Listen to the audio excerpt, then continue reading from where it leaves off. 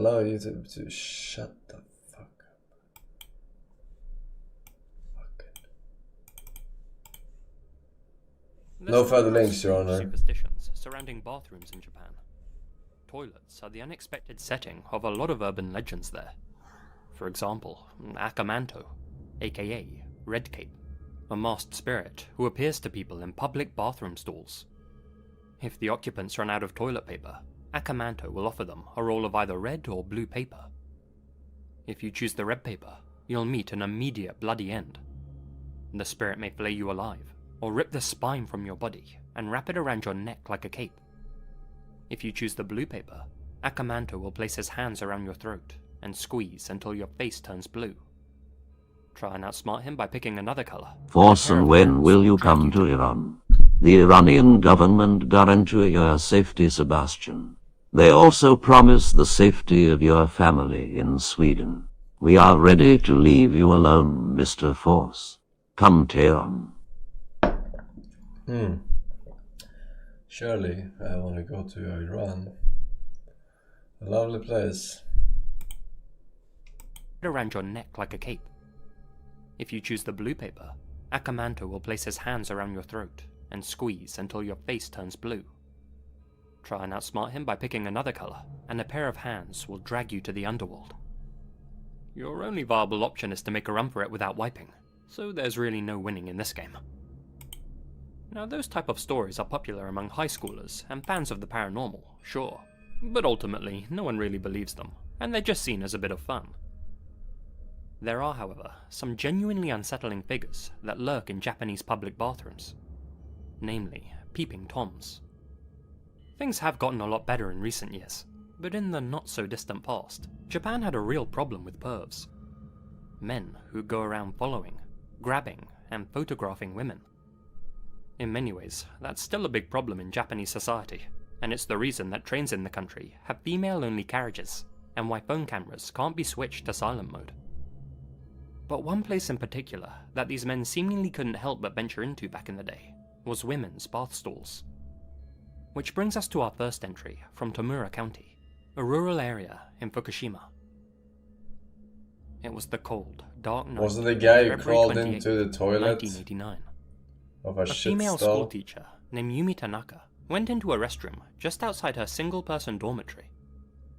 Inside was an old-fashioned squat toilet, a simple model where the septic tank was U-shaped.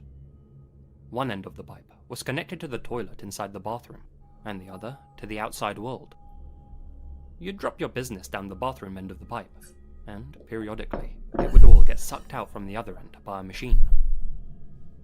After using the squat toilet, Yumi looked down into it and noticed something bizarre. There was a leather shoe deep inside the toilet. Confused, she went outside to open the concrete lid of the septic tank, but found it was already ajar. She gazed down into this opposite end of the pipe, and what she saw made her heart skip. Squashed inside the thin septic tank, covered in human waste, was the frozen body of Naoyuki Kano, a 26-year-old man who worked for the local power plant. An autopsy would later reveal that he had died 2 days prior, due to a combination of pressure on his chest and hypothermia. Investigators were stunned to find him in such a strange position. He was lying on his back in the fetal position, his head positioned just under the squat toilet. Despite the freezing temperatures, Naoyuki's torso was completely bare, and his shirt was found neatly folded atop his body. One of his shoes was on top of his face. That's the one Yumi had seen. His other shoe was later found on the bed of a river, quite some distance from his body. His car was discovered close to the bathroom, with the keys still in the ignition and the doors unlocked. The authorities quickly closed the case, concluding that Naoyuki must have squeezed into the pipe in order to peep up at women as they used the bathroom, and to enjoy the feeling of their waist covering him. Naoyuki's friends and family were outraged by that assertion. The young man was known for being an upstanding, sunny, moral citizen. He had helped many of the locals with odd jobs and problems they were facing, and was well known in the community. He was also the Minister of Entertainment and Activities of the local youth club, and was considered a role model by all the young members. There was no way such an intelligent and sweet guy perished doing something so shameful and foolish. They believed that Naoyuki had been the victim of foul play.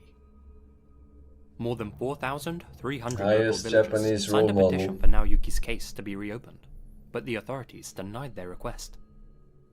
The coroner had ruled that Naoyuki only had minor abrasions on his knees and elbows, with no noticeable wounds, suggesting that he had been forced inside the pipe. Forced? So, in short, there are two possibilities when it comes to this case. Either Naoyuki had gone into the pipe willingly for his own gratification, or he was put in there by somebody else. But was there any evidence that he had been murdered? Actually, there were several pieces. Dun, dun, Firstly, dun. the pipe he was trapped in was tight, and I mean extremely tight. Naoyuki's shoulders were 16 inches wide, but the diameter of the pipe which he had slid into was only 14 inches. The recovery crew couldn't pull his body out, no matter how hard they tried, and the entire pipe had to be destroyed just to get him out. As Naoyuki slid himself face up into the pipe and shimmied his way down, he must have realized there was no way for him to get out. He wouldn't have been able to get past the ceramic toilet above him, and it would have been impossible to crawl out backwards. Would he really have put himself in such a risky position just to fulfill a fantasy? Yeah. Even if he had, the lighting in the bathroom was so weak, he wouldn't have been able to see anything anyway. Yeah, Captain Secondly, Hindsight though. his missing shoe being found so far from his body didn't make any sense at all. Why would Naoyuki have thrown one of his shoes into a river so far from his destination, and then crawled into the pipe with the other in his hand? Thirdly, it wouldn't have been possible for Naoyuki to neatly fold his shirt while stuck within the confines of the pipe. He must have folded it before he went inside. But if it was so cold, why did he remove it at all?